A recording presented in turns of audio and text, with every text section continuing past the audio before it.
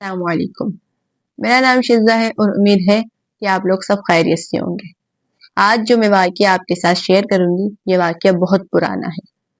کہتے ہیں کہ انسان کی زندگی میں انسان سے کچھ ایسی غلطیاں ہو جاتی ہیں جس کی وجہ سے انسان کو بہت پچھتانا پڑتا ہے۔ تو واقعہ کیا ہے اور کیا ہوا تھا، آئیں چلتے ہیں واقعے کی طرف۔ یہ واقعہ فرید کے بھائی راحیل کے ساتھ 2015 میں اس وقت پیش آیا جب راحیل کی عمر 16 سال تھی اور یہ لوگ لائنز ایریا میں رہائش پذیر تھے اور آج بھی یہ لوگ لائنز ایریا میں ہی رہتے ہیں۔ ایک دن راحیل اپنے کسی رشتہ دار سے مل کر گھر آ رہا تھا اور یہ جمعرات کا دن تھا۔ راحیل کو اس دن گھر واپسی پر بہت دیر ہو گئی تھی۔ راحیل کے مطابق وہ رات کے 12:15 بجے نمائش کے بس اسٹاپ پر اترا اور وہاں سے اپنے گھر لائنز ایریا کی طرف پیدل چلنا شروع کیا۔ ابھی راحیل نے تھوڑا فاصلہ ہی طے کیا تھا کہ اسے محسوس ہوا جیسے کوئی اس کے پیچھے پیچھے آ رہا ہے۔ جس جگہ سے راحیل کا گزر ہو رہا تھا اس جگہ روشنی بہت کم تھی۔ راحیل نے جب پیچھے مڑ کر دیکھا تو ایک عورت ساڑی پہنے ہوئے درمیانے قد کی اور اپنے طرز انداز سے ہندو معلوم ہو رہی تھی، راحیل کا تعاقب کر رہی تھی۔ اس عورت نے راحیل کے قریب آ کر کہا، مجھے یہ پتہ بتا دے۔ وہاں پر کم روشنی کے سبب راحیل کو اس عورت کا چہرہ واضح نظر نہیں آیا۔ پھر راحیل نے اس عورت سے کہا کہ آپ میرے ساتھ چلیں، میں آپ کو پتہ بتا دیتا ہوں۔ یوں تھوڑی دیر تک وہ راحیل کے پیچھے پیچھے آئی۔ ایک مقام پر جب راحیل نے پیچھے پلٹ کر دیکھا تو وہ عورت غائب ہو چکی تھی اور دور دور تک اس کا کوئی نام و نشان نہ تھا۔ راحیل نے خیال کیا کہ شاید اس عورت نے سوچا ہو کہ کہیں میں اسے کسی غلط جگہ تو نہیں لے جا رہا، اسی لیے یہ عورت کہیں اور چلی گئی ہوگی۔ یوں راحیل رات کے 12:30 بجے اپنے گھر پہنچا اور اپنے بستر پر جا کر سو گیا۔ دوسرے دن جب راحیل بہت دیر تک سوتا رہا تو گھر والوں نے اسے اٹھانا چاہا تو وہ نہیں اٹھا۔ پھر فرید نے زبردستی سے اسے اٹھانے کی کوشش کی، جس پر راحیل نے بڑبڑاتے ہوئے غصے کا اظہار کیا اور بڑی مشکل سے اٹھا۔ اس کے بعد راحیل کی آواز کچھ بھاری سی ہو گئی اور گردن اکڑ گئی اور ساتھ ہی ساتھ چہرے کا رنگ بھی بدل گیا۔ جبکہ گھر والوں نے راحیل کو کھانے کے لیے اٹھایا تھا، یوں نہ کہ راحیل نے صبح سے شام تک کچھ نہیں کھایا تھا۔ اٹھنے کے بعد بھی راحیل نے کھانا رغبت سے نہیں کھایا تو گھر والے سمجھے کہ راحیل نخرے دکھا رہا ہے یا پھر مذاق کر رہا ہے۔ جب راحیل کی حرکت بھی بدل گئی اور وہ عجیب باتیں کر رہا تھا اور یہ کہہ رہا تھا کہ دیکھو دیکھو وہ دروازے سے اندر آ گئی ہے اور وہ عورت اس دیوار پر لگی کھڑکی پر جا کر بیٹھ گئی ہے اور مجھے غصے سے دیکھ رہی ہے اور اب وہ مجھے مارے گی۔ گھر کے دوسرے افراد راحیل کی باتیں بڑی عجیب انداز سے سن رہے تھے اور کبھی کبھی انہیں راحیل کی باتوں پر ہنسی بھی آ جاتی تھی کہ ایک عورت اتنی سی کھڑکی پر لگی گھڑی پر جا کر کیسے بیٹھ سکتی ہے اور وہ عورت گھر کے دوسرے لوگوں کو نظر کیوں نہیں آ رہی۔ اس کے باوجود گھر والے راحیل کی اس کیفیت سے پریشان بھی تھے۔ اسی طرح راحیل کی اس حالت کی خبر فوراً ہی ان کے اوس پڑوس تک پہنچ گئی اور محلے کی چند عورتیں دیکھنے بھی آئیں۔ انہوں نے راحیل کو دیکھنے کے بعد کہا کہ یہ کسی جھپٹے میں آ گیا ہے، آپ لوگ کسی مولوی یا دعا و عملیات کرنے والے سے رابطہ کریں۔ لیکن راحیل کے گھر والے اور بڑے بھائی فرید ان سب باتوں پر یقین نہیں رکھتے تھے اور وہ بھی دوسرے ماڈرن خیالات رکھنے والے لوگوں کی طرح یہی خیال کرتے تھے کہ آج کے ترقی یافتہ دور میں یہ سب چیزیں نہیں ہوتی اور ایسے میں جب میڈیکل سائنس بہت زیادہ ترقی کر گئی ہو تو ہر بیماری کی تشخیص اور علاج انسان کو ممکن نظر آتا ہے۔ لہٰذا فرید نے بھی ڈاکٹر کو بلا کر راحیل کا معائنہ کرایا۔ ڈاکٹر نے کچھ میڈیسن اور نیند کا انجیکشن دے دیا۔ اس کے اگلے روز جب راحیل اٹھا تو بظاہر نارمل تھا، لیکن ایک خاص وقت پر جب اس پر سائے کی آمد متوقع ہوتی تو راحیل کو فوراً محسوس ہو جاتا اور راحیل کی حالت بگڑنے لگتی اور پھر راحیل اس حالت میں الٹی سیدھی باتیں کرنے لگتا اور کبھی کہتا کہ وہ عورت کہیں کہہ کر گئی ہے کہ فلاں وقت پر آئے گی۔ اس پر اصرار عورت کی آمد پر راحیل کا چہرہ خوف کے مارے سیاہ پڑ جاتا۔ اسی طرح راحیل کی حالت ٹھیک نہیں ہو رہی تھی، جس پر آخر کار فرید نے ایک مولوی صاحب کی خدمت حاصل کی۔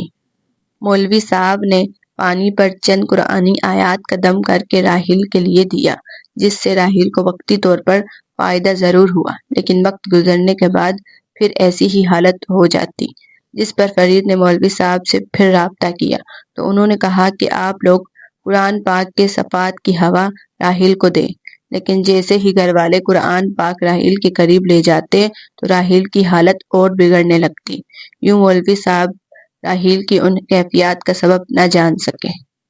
اسی پریشانی کے عالم میں ایک روز فرید اپنے آفس میں بیٹھا اپنے ساتھیوں سے راحیل کی اس حالت کے بارے میں بات کر رہا تھا کہ کسی نے کہا کہ تم اسے کسی نفسیاتی ڈاکٹر کو دکھاؤ۔ اسی طرح فرید راحیل کو کسی نفسیاتی ڈاکٹر کے پاس لے گیا۔ ڈاکٹر نے معائنہ کرنے کے بعد بتایا کہ آپ کا بھائی بہت زیادہ خوفزدہ اور ذہنی دباؤ کا شکار ہے۔ کیا کسی نے اس کو ڈرایا ہے یا کوئی دھمکی وغیرہ دی ہے؟ ڈاکٹر کی یہ تشخیص اپنی جگہ درست تھی کہ راحیل خوفزدہ ضرور تھا، لیکن جس پراسرار شے کے زیر اثرات راحیل پر خوف طاری تھا، اس خفیہ شے تک ڈاکٹر کی رسائی اور علاج ممکن نہیں تھا، کیوں نہ کہ ایسے پراسرار اثرات ڈاکٹری علم کے دائرے کے کار سے باہر ہوتے ہیں۔ ڈاکٹر کی دی ہوئی میڈیسن فرید نے اپنے بھائی کو استعمال ضرور کرائی، پھر اس سے کوئی خطرہ خواہ نتیجہ برآمد نہیں ہوا اور راحیل کی حالت سنبھل نہ سکی۔ یہ اس خاندان کی خوش نصیبی تھی کہ فرید کی ایک شخصیت سے ملاقات ہوئی جو اس قسم کا علم رکھتے تھے، جس کی بدولت ان پراسرار اثرات اور شے سے آگاہی ہو جاتی تھی۔ اور جب وہ صاحب فرید کے ساتھ گھر آئے اور راحیل کو دیکھا تو انہیں اندازہ ہو گیا کہ راحیل پر کچھ اثرات غالب ہیں، اور یوں ان صاحب نے راحیل کا علاج شروع کیا۔ اسی طرح ایک روز راحیل نے اپنے بھائی فرید سے کہا کہ وہ عورت آئی تھی اور کہہ کر گئی ہے کہ 5 بجے آئے گی۔ راحیل نے ان صاحب سے فوراً رابطہ کرتے ہوئے بتایا کہ راحیل نے یہ کہا ہے۔ ان صاحب نے فرمایا کہ جب وہ عورت آئے تو مجھے بلا لینا۔ اس کے بعد فرید گھر آ کر راحیل کے پاس بیٹھ گیا۔ اب راحیل نے کہا کہ وہ عورت 7 بجے آئے گی۔ فرید نے پھر ان صاحب کو بتا دیا تو انہوں نے کہا کہ میں مغرب کی نماز کے بعد آؤں گا، لہٰذا وہ صاحب راحیل کے گھر آ کر بیٹھ گئے۔ جیسے ہی وہ عورت ایک خاص حدود میں داخل ہو گئی، فوراً ہی راحیل نے بتا دیا کہ وہ عورت اب اس حدود میں داخل ہو گئی ہے اور اب وہ عورت گھر داخل ہونا چاہتی ہے، کیوں نہ کہ اس عورت کو ابھی اندازہ ہو گیا تھا کہ کوئی عملیات کا جاننے والا موجود ہے، اور وہ صاحب وہیں بیٹھے رہے اور کہنے لگے آنے دو، ہم دیکھ لیں گے۔ اس سے پہلے بھی ان صاحب نے راحیل پر دم وغیرہ کیا تھا، لیکن اس عورت نے راحیل کا پیچھا نہیں چھوڑا تھا۔ آج ان صاحب نے فیصلہ کر لیا تھا کہ راحیل کی اس عورت سے جان چھڑا کر رہے گا۔ جیسے ہی اس عورت کی روح گھر کے دروازے سے اندر داخل ہوئی تو راحیل نے فوراً کہہ دیا کہ وہ عورت گھر میں داخل ہو گئی ہے اور وہ گھڑی پر بیٹھ کر مجھے گھور رہی ہے، اب وہ مجھے مارے گی۔ پھر تھوڑی دیر کے بعد راحیل کی حالت خراب ہونے لگی۔ جب ان صاحب کو احساس ہو گیا کہ اب وہ عورت راحیل پر مکمل طور پر آ گئی ہے تو انہوں نے بہت زور سے راحیل کے بال پکڑ کر کچھ پڑھنا شروع کر دیا۔ اس عورت کے راحیل پر غالب آتے ہی راحیل میں بہت زیادہ قوت آ گئی تھی، اور وہ 2-3 آدمیوں نے راحیل کے ہاتھ پیر بہت مضبوطی سے پکڑے ہوئے تھے۔